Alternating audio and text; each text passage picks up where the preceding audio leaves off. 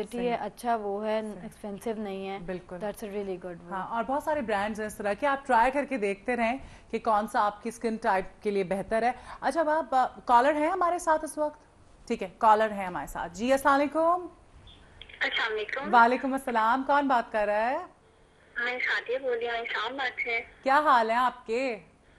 اللہ کا شکر ہے, آپ ٹھیک ٹھاک ہیں؟ اللہ کا شکر ہے, خیریت سے, مزے میں. کیا بات کریں گی سعدیہ؟ میرا یہ پرابلم ہے کہ مجھے پمپلس ہوتے ہیں, اور پمپلس ہو کے ریموو ہوتے ہیں, اسٹین چھوڑ جاتے ہیں, اس کے بعد پھر وہیں پہ پمپل ہو جاتا ہے. صحیح, بالکل صحیح, اس بارے میں مجھے پوچھنا بھی تھا. ٹھیک ہے, تھینک یو سو مچ. اچھا ایکنی اور پمپلس کے لیے بتا دو کچھ اس طرح کا کہ اس سے ختم ہو جائیں. نہیں, ایکنے ختم ہو نہیں سکتی ہے, اس کے لیے بیسکلی یہ ہے کہ آپ ایکنے کا ایکچولی بیسکلی سارا یہ ہوتا ہے کلینزنگ سب سے زیادہ ضروری ہے, اندر کا سسٹم ہوتا ہے. تو اس کو like you need to eat healthy, you need to stay healthy. پانی پینے سے سب سے آپ میجر چینج دیکھیں گے کہ جتنا آپ پانی پئیں گے, ہائیڈریشن سب سے زیادہ ضروری ہے. میں نے یہ چیز آزمائی بھی ہے, میں جب پانی چھوڑتی ہوں تو پمپلز نکل آتے ہیں مجھے, اور جیسے پانی آپ ہائیڈریشن کا خیال رکھو. کلینزنگ اگر آپ نہیں کرتے ہو پھر بھی نکلتے ہیں, کیونکہ آپ کا جو پور میں ڈسٹ جمع ہوتی رہتی ہے وہ کلاگ ہوتے رہتے ہیں, اور اس کے پھر وہ پمپل ہوتا وہ ہے. بالکل سعدیہ, آپ بہت اچھا سا کلینزر جو ہے وہ استعمال کریں, آپ ہیبٹ بنا لیں کلینزنگ کی, آپ دیکھیں گی فرق زمین آسمان کا. سیکنڈلی پمپلز ہو چھیڑے نہ, چھیڑے مت اس کو, وہ ادھر سے ادھر ٹرانسفر ہوتے ہیں جرمز. ٹرانسفر. سیکنڈلی نشان چھوڑتے ہیں, آپ نہیں چھیڑو گے وہ خود ہی ایرپٹ ہو کے فکس. ہر ڈاکٹر یہ بات کہتا ہے کہ اس کو چھوئیں مت, بیکاز وہ نشان اسی صورت میں پڑتا ہے جب آپ اس کو ہاتھ لگاتے ہیں, تو اس طرح سے نہ کریں اپنی اسکن کے ساتھ. اور یہاں پر بہت شکریہ, ٹائم ختم ہو گیا ہے اور بڑی مزے کی گفتگو ہے, پتہ چل گیا کہ جی میک اپ ٹرینڈز کیا چل رہے ہیں آج کل. یہاں پر ہمارا یہ سیگمنٹ ختم ہوتا ہے, دوسرے سیگمنٹ میں آپ سے ملاقات ہوتی ہے. مارننگ مسالہ دیکھتے رہیے.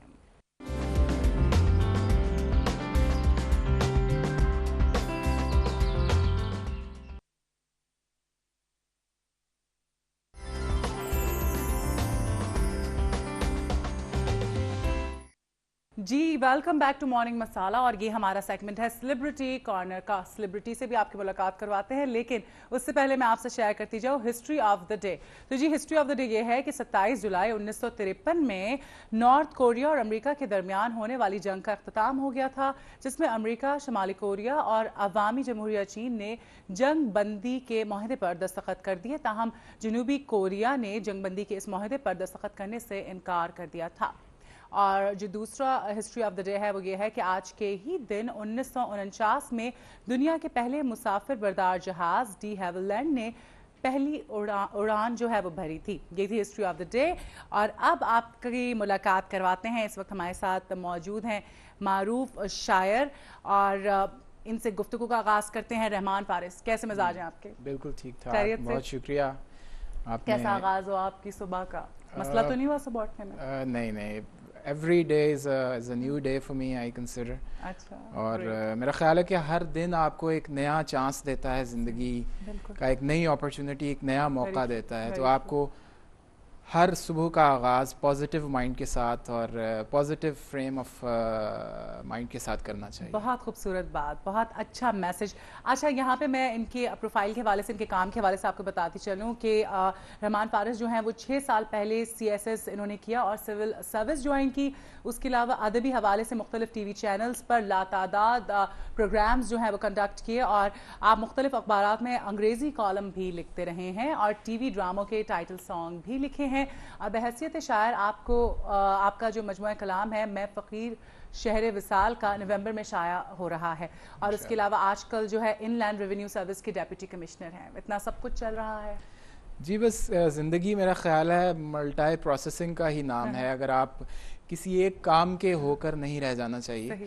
اگر اللہ نے آپ کو مختلف شیڈز میں کچھ ٹیلنٹ عطا کیے ہیں تو ان کو مکمل طور پہ ایکسپوز کرنا آپ کی ذمہ داری بنتی ہے.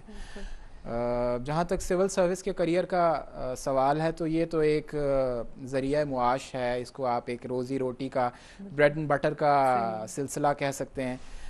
لیکن جو اصل the essence of my personality وہ میرا رائٹنگ کریئر ہے, اور جس کے لیے آئی وڈ ڈیفینیٹلی وجہ شہرت بھی بنا. جی بالکل. اس میں میرا خیال ہے کہ اپنے کیتھارسس کے لیے, کیونکہ میری جو جاب ہے, جو پروفیشن ہے میرا, یہ کائنڈ آف اٹس ڈرائی چیز ہے. اس میں اسٹیٹسٹکس اور فگرز اور اس طرح کی چیزیں بالکل ہٹ کے شاعری سے. ایگزیکٹلی لوگ اکثر یہ پوچھتے ہیں کہ یہ دو اپوزٹ دو متضاد چیزیں ہیں تو ان کو اکٹھا ایک شخصیت کے اندر کیسے کیا جا سکتا ہے. تو شاید وہاں سے جو اسٹیٹسٹکس وغیرہ اور ان سارے کاموں میں جو ایک بوریت کا عنصر سامنے آتا ہے وہ اس کو دور کرنے کے لیے بھی ایک شاعری ذریعہ بنتی ہے. بالکل. اچھا مجھے یہ بتائیں کہ کب آنا ہوا شاعری کی جانب اور پہلا جو اب آپ نے غزل لکھی یا جو بھی شعر لکھا وہ کون سا تھا؟ اب میں وہ ٹریڈیشنل جواب تو نہیں دوں گا شاعروں والا جو شاعر اکثر کہتے ہیں کہ جناب جب پہلا سانس لیا تھا تو پہلا شعر کہا تھا. پہلا شعر ہے سچ تو مجھے یاد نہیں ہے. شروع میں جب ہر شاعر کے ساتھ یہ ہوتا ہے کہ وہ اس کو ایک مینٹل انسپریشن ہوتی ہے مختلف لوگوں سے. یہ ہر پروفیشن میں, آپ کے پروفیشن میں بھی یہ ہوگا کہ آپ you look up to somebody great اور آپ پھر اس کے سٹائل میں اپنے فن کا اظہار کرنا شروع کرتے ہو جہاں تک کہ جب تک کہ آپ اپنا ایک رنگ نہیں بنا لیتے. تو شروع میں مجھے فیض احمد فیض صاحب سے بہت زیادہ مینٹل انسپریشن تھی اور کوشش کرتا تھا شروع میں انہی کے رنگ میں نظمیں اور غزلیں لکھنے کی. پہلا شعر یا پہلی غزل تو ایسا سچ یاد نہیں ہے, لیکن یہ ہے کہ پھر آہستہ آہستہ سنا دیں. چلیں اب آغاز میں آپ کو سنا دیں, کوئی غزل سنا دیں آپ کی اپنی پسندیدہ. چلیں خود کی لکھی. جی میں ظاہر ہے خود کی لکھی ہوئی سناؤں گا. لیکن میں آپ کو فیض احمد فیض اتنے پسند آنے کا ہو سکتا ہے. ہاں نہیں, فیض صاحب کی بھی سنائی جا سکتی ہے لیکن فی الحال میں اپنی بالکل آپ اپنی سنائیں. 3-4 شعر ایک غزل کے میں سناتا ہوں کہ بیٹھے ہیں چین سے کہیں جانا تو ہے نہیں, بیٹھے ہیں چین سے کہیں جانا تو ہے نہیں, ہم بے گھروں کا کوئی ٹھکانہ تو ہے نہیں, اور وہ جو ہمیں عزیز ہے کیسا ہے کون ہے, وہ جو ہمیں عزیز ہے کیسا ہے کون ہے, کیوں پوچھتے ہو ہم نے بتانا تو ہے نہیں. کیا بات. کیوں پوچھتے ہو ہم نے بتانا تو ہے نہیں, اور تم بھی ہو بیتے وقت کی مانند ہو بہو, تم بھی ہو بیتے وقت کی مانند ہو بہو, تم نے بھی یاد آنا ہے آنا تو ہے نہیں. کیا بات ہے. تم بھی ہو بیتے وقت کی مانند ہو بہو, تم نے بھی یاد آنا ہے آنا تو ہے نہیں, اور دنیا ہم اہل عشق ہیں کیوں پھینکتی ہے جال, دنیا ہم اہل عشق ہیں کیوں پھینکتی ہے جال, ہم نے تیرے فریب میں آنا تو ہے نہیں, ہم نے تیرے فریب میں آنا تو ہے نہیں. اور یہ شعر دیکھیے گا کہ وہ عشق تو کرے گا مگر دیکھ بھال کے, وہ عشق تو کرے گا مگر دیکھ بھال کے, فارس وہ تیرے جیسا دیوانہ تو ہے نہیں. کیا بات. بیوٹیفل. یہ میں آپ سے بلکہ پروگرام کے بعد لکھواؤں گی. بیوٹیفل. اور یہ میں نے پہلے پڑھا ہوا بھی تھا لیکن آج مزہ آ گیا سن کے. اچھا مجھے بتائیں اپنی کچھ اسکول لائف کے بارے میں اور بچپن کے بارے میں بتائیں کہ کیسا گزرا. اسکول لائف ریگولر جو اسٹوڈنٹ کی لائف ہوتی ہے, فرق صرف یہ تھا کہ شروع سے ہی مجھے بس پڑھنے لکھنے کا, نصابی کتابیں نہیں غیر نصابی کتابیں اس کا کافی شوق تھا. تو شعر سے جو شغف ہے, شاعری سے جو ایک ربط کا سلسلہ, وہ بہت چھوٹی عمر میں ہی اس کا آغاز ہو گیا تھا.